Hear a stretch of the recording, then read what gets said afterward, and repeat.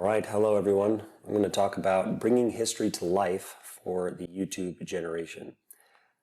Briefly, to avoid giving the wrong impression, I should say what I don't mean by that is that the generation of students growing up now has to learn through YouTube, like they are a video generation and we should cater to that. I'm a history teacher, I'm a humanities teacher, and reading is just part of what we do. So a history course should be reading intensive. And I hope the title doesn't imply something otherwise. But there are a few approaches we can take, hopefully, at least I will argue, to this generation of students that might help them engage with the subject. By way of introduction, my name is Nate Norlander. I'm a high school teacher. I've been teaching since 2012. I've taught in the online setting. I've taught in charter schools as well as international schools in China. I'm coming from an interdisciplinary background, so along with the American and world history courses that I've taught advanced English classes and middle school English classes, and I've taught philosophy classes. And that informs the approach that I take to teaching history, and that I think you'll get a sense of throughout the presentation. I'm a proponent of integrating history with all of its natural complements.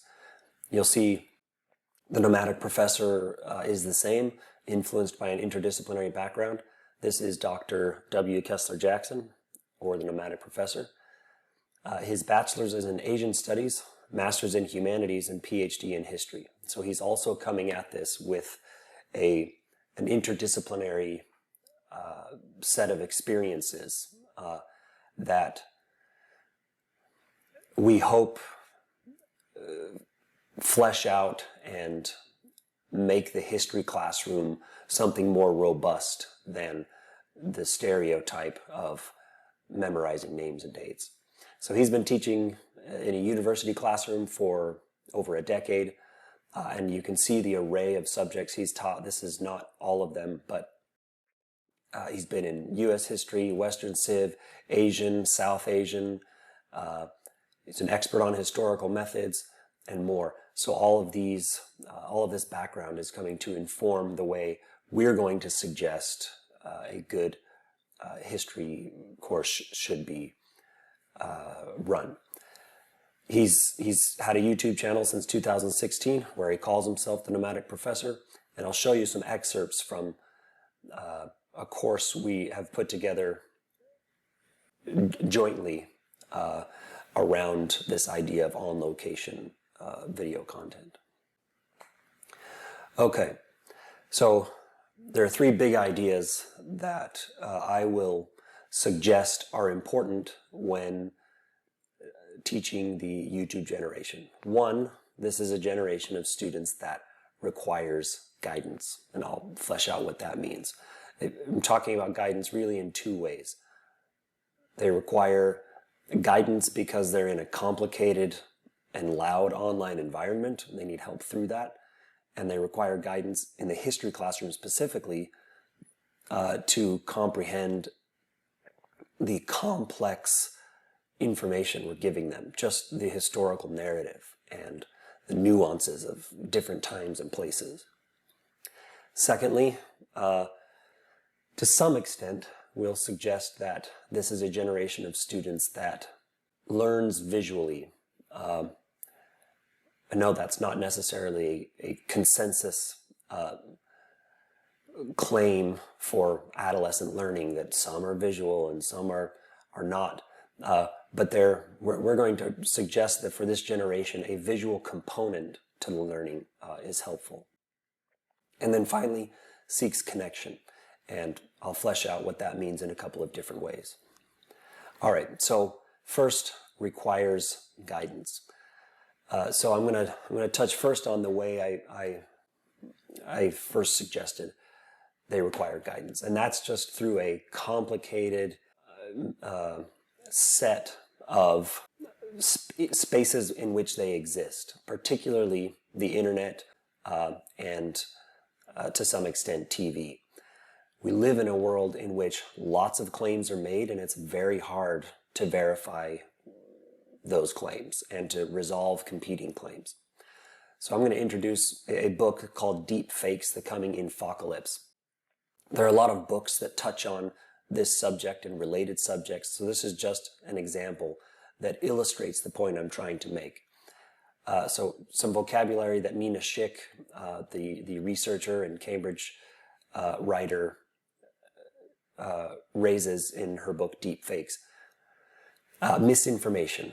Misinformation and disinformation should be distinguished, because misinformation is constant and ubiquitous, but it is not necessarily sinister. These are just false claims, bad information made without any necessary intent to deceive. So social media posts that get shared too carelessly, claims that get repeated without being verified. Those kinds of things are misleading, but not deliberately. Then there's disinformation. This is information that is intended to mislead for one reason or another. We live in an environment in which it is easy to make claims and easy to appear as an authority. And so we have fake websites, we have doctored photos, we have easily modifiable video files. All of these things make it very hard to always be confident that what we're reading or seeing or consuming is verified. So, and again, what I'm getting at here is that this information space online, on social media, in the news, can be confusing and overwhelming. Mina Schick defines a deep fake as media synthetic or composed by a person, compiled by a person or a machine that is manipulated or generated by computers. So that could be a doctored photo, it could be an edited audio file or video file, something that was wholly composed by a computer, not generated from the real world. And these can be very hard to distinguish online. All right, now all of this is coming in this environment that she calls the infocalypse, which is a combination of the two words information and apocalypse. So it is just a shorthand way of referring to this whole ecosystem of information in which it's very hard to distinguish trustworthy from untrustworthy information. Now, if you are 12 or 14 or 16 and you're coming up in this environment, to some extent, it is the water that you swim in, and you don't know that you're swimming in water when that's all you've known. You have no alternatives to compare it to. And so it can require a guiding hand to point out this information ecosystem and to equip students with the skills they need to really be careful consumers of information and not merely passive, susceptible receivers that get pointed in one way or another depending on the trend of the day.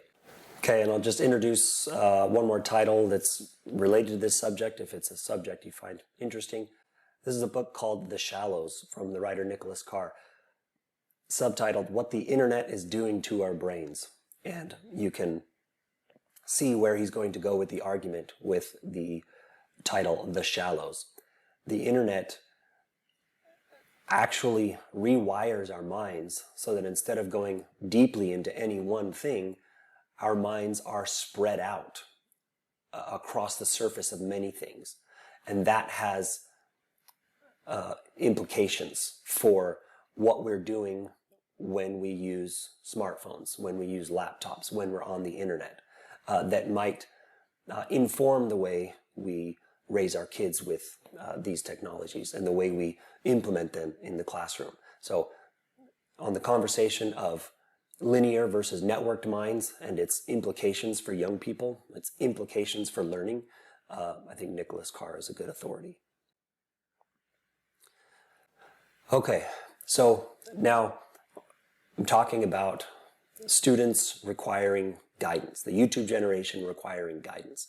Well, how do we do that? What does that look like? The history classroom is actually, as much as any high school subject I know, the perfect place for educating students in how to be smart consumers of information. We don't even need a class dedicated to civic responsibility or being smart online or judging between competing claims.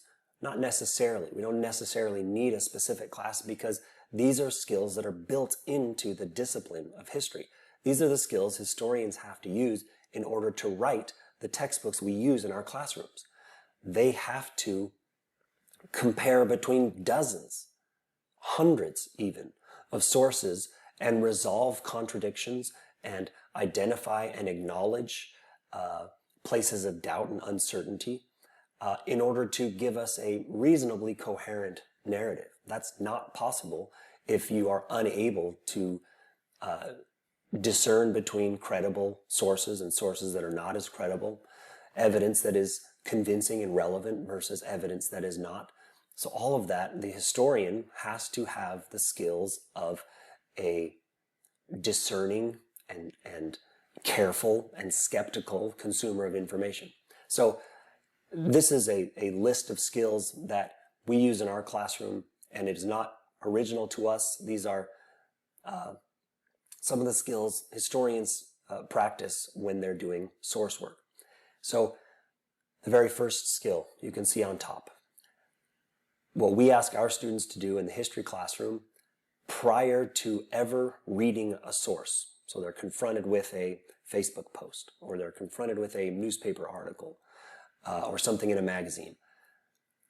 The instinct is to read the post first, to see what the author says, to take in the claims and judge them on their logic. That's the wrong thing to do. A student should be taught and should develop the habit of mind of always checking where did the information come from before they check what does the information say and how internally consistent is it. Because knowing where it came from can really save a lot of that work and in fact make it better. It can inform the way you approach the source before you necessarily have taken in all of its different claims. So we teach students to ask, who is the author of the source? What is that person's background and experience? What else do they write about? Who else do they write for? And that's the second question. Is it affiliated with an institution? Many students are unaware that a post, a Twitter post coming from a New York Times writer has a different set of predictions you can make about it than a Twitter post coming from an independent journalist or a writer for the National Review or a CEO of a tech company. In a sort of snap judgment way, many students see the name of an authority figure or the name of an authoritative institution, and they all become one and the same version of an authoritative statement that can be taken as credible. Well, that's not necessarily true. We have to be more careful in the way we judge a source's nuances and leanings and its interests and what kind of biases are embedded in it so that we can read it carefully. None of this is to suggest that if you come across a source from an institution that you know has an agenda or you know has a particular bias that doesn't align with your values, well, then you can just dismiss it and feel good about doing that. That's not what we're doing. Instead, we're teaching students to read sources in an informed and careful way. We're not giving them the ammunition they need to dismiss their opponents without understanding them. We're giving the ammunition they need to understand and carefully and in an informed way glean the nuances of the source material they come across. And that makes it easier for them to judge between sources when they disagree. When was the source created is relevant. Where was the source created is relevant. Now, critically, this last question under sourcing, does this information make you skeptical or trusting? This is a question many adolescents, at least, it does not even occur to them to ask whether they should be skeptical or trusting. The post is clean and professional, has nice graphics, and it has a .org or something. That is the superficial level at which these judgments are being made. We need to teach our students to have a better instinct to ask the question more often, should I be skeptical here or should I be trusting? This is the guidance they require. The history classroom is perfect for that. Second, this is another skill that students have to practice before they take in the claims of a source. Again, they're trying to orient themselves toward the source so they know what they're reading before they start reading it. When they contextualize, they ask the question, why was this source created? A stump speech should be read much differently than a journal entry. A post for BuzzFeed should be read differently than an unsealed CIA document, right? These are the nuances that students need to have in mind when they come to reading sources. Who was the intended audience? Was this public or private or something else? What else was going on at that time? So often a student won't even ask, was this printed in 2015 or 1980 or 1890? The questions just don't always occur to them, which means they never arrive at the critical place of creating distance between them and the source, a critical, skeptical distance, which is actually like a safety barrier for them, to a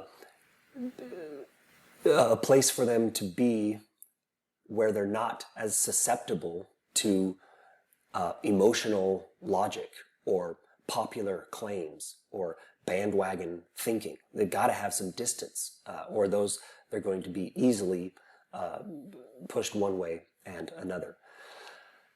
Now, we've done our job to source and contextualize. Now the student can get in and read the source, can read between the lines, can make the logical connections, can identify the fallacies. But it's only because they're coming at the source now armed with the background information they need to be a critical judge of the source. And this doesn't have to take a long time. To source and contextualize a document, we might be talking about a matter of seconds when you're good at it, where you can quickly identify an author and an institution, make judgments about time and place that make you a better reader. So then you read, what are the claims that are made? Can I identify the premises and the conclusion? Can I reconstruct the argument in a summary way and decide whether it all flows and connects or whether there's missing or bad evidence? And then critically under read and infer, does the language and tone of the source reveal biases? We're talking here about at the level of the sentence and the word. The student can learn to pay attention to appeals that are too emotional, a tone that is too extreme, word choices that betray a subtle bias or contempt. And then lastly, now, they've done all this work, source, contextualize, read and infer. Now, they're not done. They're finished reading the article. They understand what it says. They can make a judgment about how skeptical or trusting they are. But now they have to go read 3 or 4 more on this topic from a variety of sources to corroborate, to judge whether other sources agree or disagree with the source they've just consumed. Once they've read an array of sources on the subject, and then they're better equipped to make a very informed judgment about the topic, not just about the particular source's take on the topic. This is critical. These are the skills that are transferable regardless of what a student does in life. Say they never take a history class again after high school. That's okay if they're equipped with the skills for discerning from bad information. We have them in this required course for just a few years. Whether they go on to become an engineer or an administrator or a teacher or a mechanic is irrelevant, because all of them will have to judge between competing claims online and in every other medium. So whether history or the humanities are their preferred subjects is irrelevant. This is simply a place to use the skills historians have to master to prepare people to be good consumers of information in any space. Okay, now, this is a principle of history education that can be applied in any curriculum. So I'm just giving an example from the curriculum that we use in nomadic courses. We use document lessons to teach these skills. And this, again, is not new or original to us. This is the way history classrooms accomplish these objectives. So we will introduce a guiding question, hopefully something that can hook a student, can generate enough initial interest that they're getting in with a bit of enthusiasm. So this is one of our document lessons. Does Thanksgiving celebrate the Pilgrims' triumph over socialism? A lot of students might sit back and think, Thanksgiving, socialism, and perhaps there will be a hook there. Now, the lesson then is made up of 6 sources. In this case, we used 6 popular contemporary media sources. But in other lessons, they are historical sources. They can include anything from political cartoons to short paragraphs to longer source material. We used poems, lots of different options for source material. The point is they can be historical or contemporary, because that can be what makes the connection between the skill of reading like a historian and a student's everyday life, is using source material that they will come across. They'll read 6 sources or 8 sources or whatever the case is for the day. And each of those sources will come at the question in a slightly different way.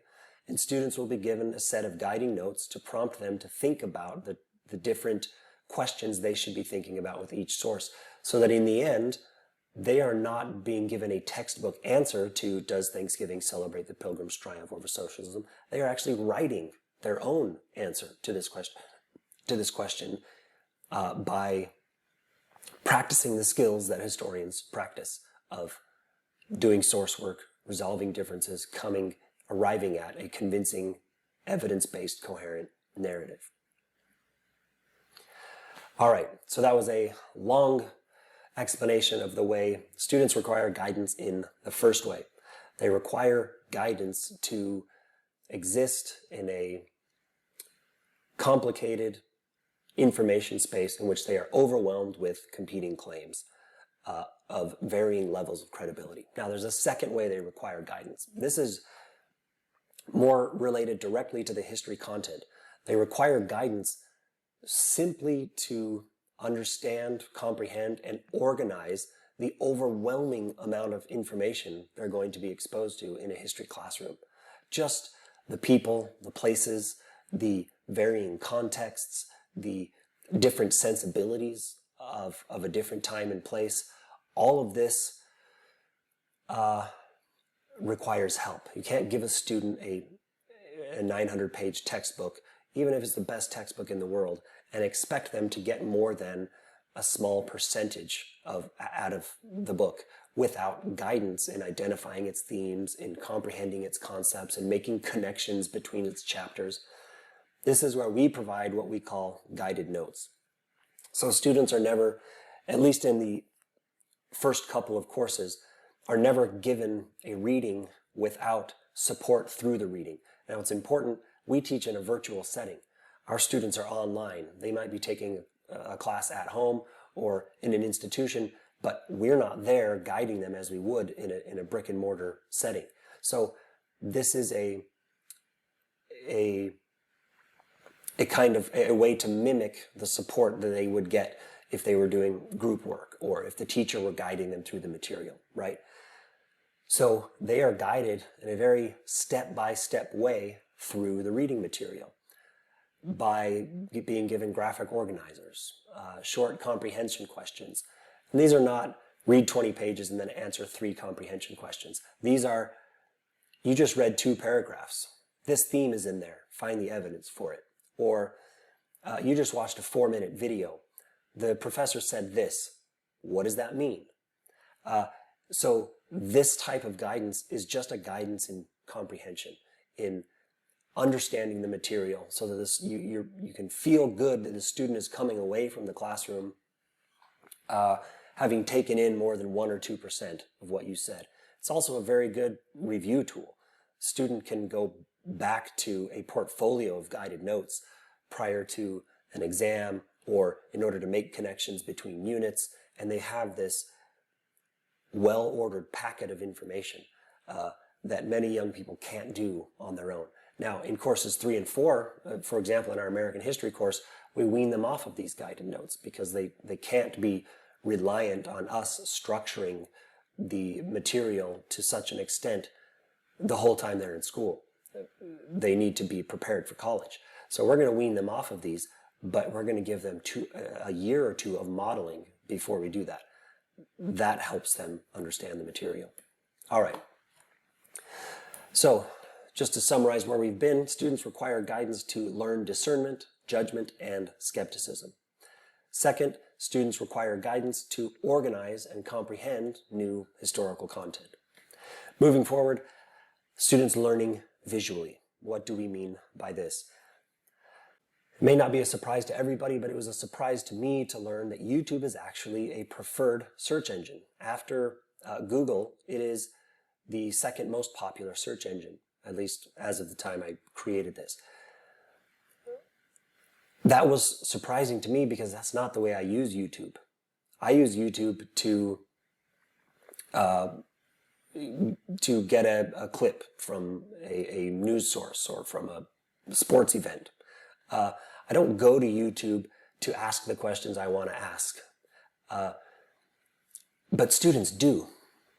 There may be a tendency in the younger generation to use YouTube to have somebody explain something orally to them rather than read that explanation in an article or something along those lines. So YouTube being a preferred search engine gives us an opportunity then to use this ability and this tendency that students have to have things explained in video format. That is something we can bring into the history classroom. Now, in our history classrooms, we do that through what the nomadic professor records as his on-location mini lectures, where we bring the setting into the classroom. But this is not new to us. The video portion of this is not new to us. We all know how effective a video clip can be as opposed to more and more and more teacher explanation. This is what it might look like in our classroom.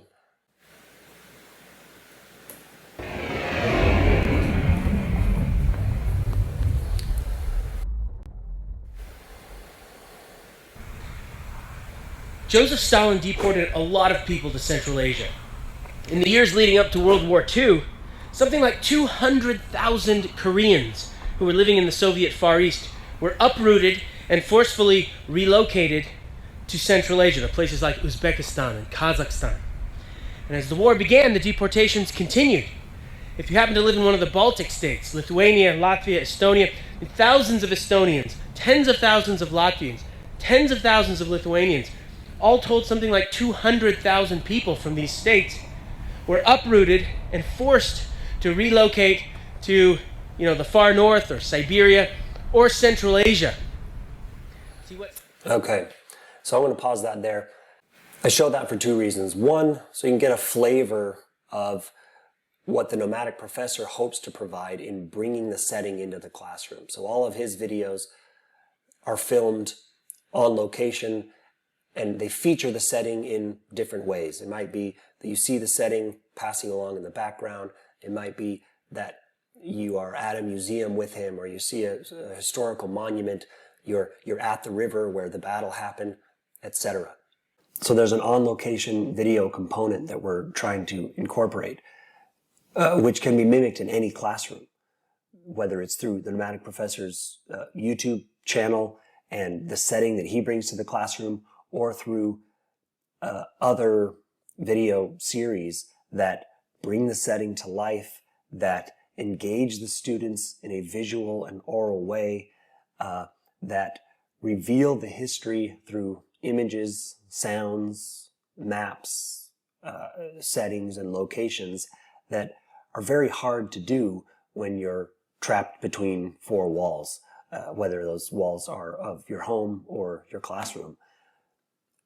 The ability we have to utilize different settings in the virtual classroom or in the brick and mortar classroom through video components is just tremendous and shouldn't be overlooked. We can be at the places where the stuff happened. That's what the Nomadic Professor is doing in his travels, and it is a way to engage a YouTube generation in the stories of the past. Now, secondly, this is a method of vocabulary learning that we've implemented in our classroom that could be implemented in any learning setting and, frankly, for any subject. In history, it's particularly helpful because historical information, historical concepts can be nebulous without support. We introduce concepts and themes that are abstract and sophisticated. We're talking about political ideologies. We're talking about national movements. We're talking about little nuances in place and time that influence the way a student should read a document. This can be really sophisticated stuff. Now, the way we have chosen to try to help students make connections, understand abstract concepts, is by trying to bring in a visual and sort of kinesthetic component to the vocabulary learning. I'm going to let the Nomadic Professor introduce what he calls the structure method. Welcome to the first structure exercise. I hope you find that this is legitimately useful. The point of a structure is, well, there are 2 points. First, it helps you retain information. You know, when you just let stuff pile into your brain, you're far less likely to remember those things. But if when new information is introduced in your brain, it's able to connect to something, you're much more likely to remember that thing. And so that's what we're trying to do with the structure. We're going to try and build a structure, connect things together, and hopefully improve, dramatically improve, your ability to retain information, to remember things.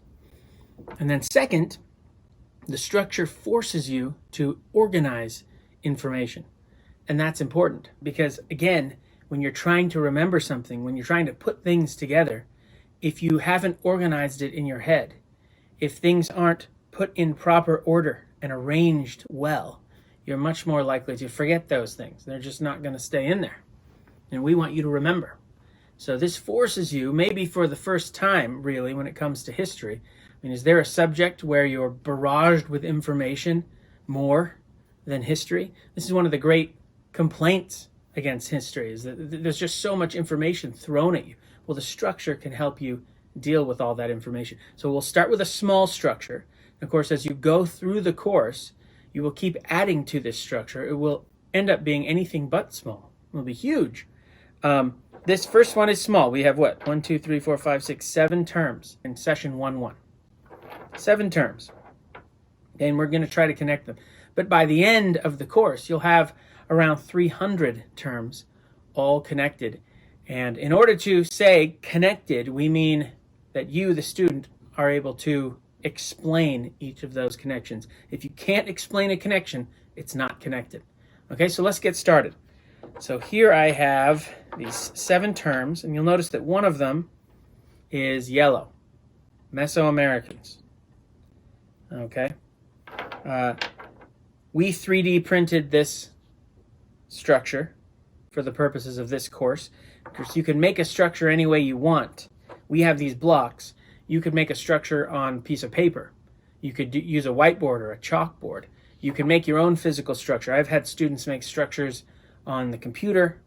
I've had students make structures as a sort of a graphic file. I've had students make corkboard structures and index card structures. All sorts of different ways that you can do this. We've chosen to go making a physical block structure for purposes of, we hope that it's visually engaging for your brain. This will help you remember too. This will reinforce what you've learned. But you can make a structure many different ways. I would say the most important thing in terms of the way you build your structure, the most important thing is that you can put it together and take it apart. You want to be able to take it apart so that you can put it back together. And you can do this over and over. Okay, that's very reinforcing. It's great for learning as you take apart your structure and put it back together. There's not one way to put a structure together. You'll find that your structure can be reassembled in different ways. As long as you can explain the connection, you can make the connection. Okay, so the professor has these 3D printed blocks, and it's something like Tinker Toys, where you're building this 3D model. Now, that is effective because students like to work with their hands. Students are good at things like Legos and Tinker Toys, and it is a way to help them not only get out of their seat and move around and work with a model like they might do in a lab or something. It is a way for them to visualize connections between vocabulary terms. So concepts that would be abstract get grounded a little bit and get made a little more concrete when they have to connect the ideology with a person or with an event, and they have to explain what connects them. Going through that oral exercise and the exercise of moving around really can help make the connection and keep the connection in the brain. Like the professor said, there are a lot of ways to make a structure. You can think of it something like a 3D mind map. For myself, I prefer if the student has to get out of the chair or move away from the computer to do this. You can see a model on the screen where one student has just used sticky notes, bits of string, and then small little slips of paper to write the 1 or 2 sentence connection between the terms on the sticky notes. This is a model that works. In student feedback in some of my higher level history courses, the consensus was that the one single factor that influenced their success in the course was structure terms. Knowing exactly what the key vocab was and being able to construct, deconstruct, and reconstruct a network of connected terms really fleshes out the understanding and helps the student identify things that they know and really don't know. All right, I've been going a long time. I'm going to finish up. The last element of learning for the YouTube generation that we would contend is important is that this generation of students seeks connection. That's important, or let me explain what I mean by that in 2 different ways. So this, I think, is particularly relevant to virtual classrooms. And many of us have had to be virtual for the last year. And so we've had to struggle with, how do I connect with my students? How do I have a sense of body language, eye contact, student confidence, ability to converse? All of these things have been very difficult to do online. So what I'm talking about with bullet point 3, where students connect with personalities and communities, in the online setting, we think it's important to try to mimic what a classroom can do for a student. Many students learn to like a subject or like a class, not because it's their favorite subject, but because it's their favorite teacher. So a student can really struggle with and hate math, but really enjoy going to the class because the teacher is funny or the teacher is cool or whatever. And the same for any subject. Students connect with personalities and communities. So in our virtual classroom, it's important to have a presence. It's important to have a face and a name that is doing the instructing for the student to connect with, for the student to visualize a source of information and a connection with that information. It can't just be a screen, a text, and an occasional check-in. We would argue that there needs to be more of a connection with a face and a personality. However, that gets accomplished in the virtual setting. In our courses, the professor records the videos on location, so he's present in every session in a visual way. In a less nomadic way, I try to make myself present as the high school face of the course, in which students are being guided through document lessons. They can be guided with the same kind of scaffolding and support that you would give in your brick and mortar classroom online. So these are pre-recorded videos in which I'm modeling reading a document exactly as I would do if I were sitting down next to the student and talking them through it. So if a student gets 6 sources, maybe I read 2 with them through this pre-recorded video guidance, and they read the other 4 on their own. This is a way not only just of teaching effectively and not leaving students to get through the material on their own, but to have a presence in the classroom so the student can connect you with the information they're learning. We feel like that's an important part of teaching online. We have an online community where our students can connect with each other, with other users of the course, and with us. That is an element not as germane to this particular presentation, but another way in which we attempt to engage with our students in a virtual setting.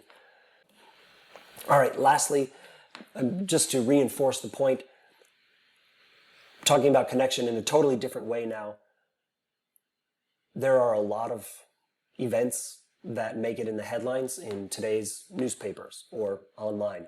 And it can be confusing. For adults, this is confusing. Why are people rioting in the streets? What is this movement that people are talking about?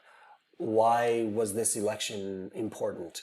Or what does this party represent? What is the history of this country that we are now involved with and weren't yesterday? What is causing all of this? And how do I make sense of it enough that I can make a judgment about it if it pertains to my life? It's so hard to do, to make judgments about current events that have long histories that we don't understand. It's very hard to do. So we're susceptible to emotional reasoning, snap judgments, popular thinking, going along with the trend or the social group we're already a part of. So we separate ourselves into tribes instead of organizing ourselves by our careful reaction to a particular event based on our understanding of the evidence. It's very hard to understand the present without knowing the historical precedents that explain it. So the structure and forcing the students to make a network of terms so that they can connect Mesoamericans with the Cold War, for example, that's important because now students are being forced to think in a way they may not have thought before.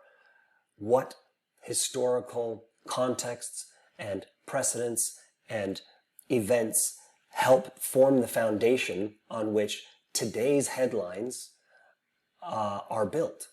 That can really bring a sense of calm, reassurance, understanding. It can allay a lot of the confusion and susceptibility to popular influencers that otherwise is very easy to commandeer a student's attention. Historical understanding through connecting the present with the past. The structure is just one way to give the students reassurance they need in a media environment that is frenzied. And that's it. We would argue that the YouTube generation requires guidance learns well with visual supplements, and seeks connection with people and between the past and the present to understand well. Thank you for your attention. I hope this was useful.